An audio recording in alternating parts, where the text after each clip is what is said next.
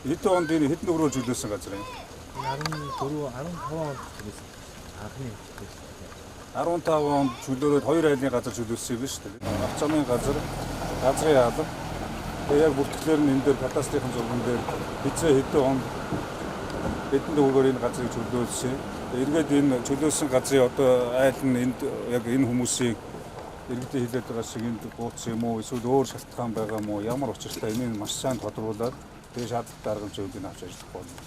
Та тэгэхээр маргааш энэ дээр дахиж ажиллах нь биш.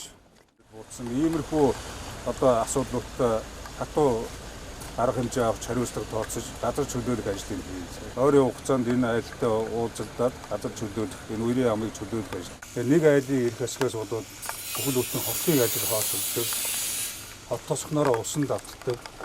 Ийм асуудал одоо цаашаа үргэлжлэх ёсгүй учраас энэ дээр манай газрын алба маш одоо хариуцлагатай ажиллаад эхлээд энэ байгууллагатай хэлбэл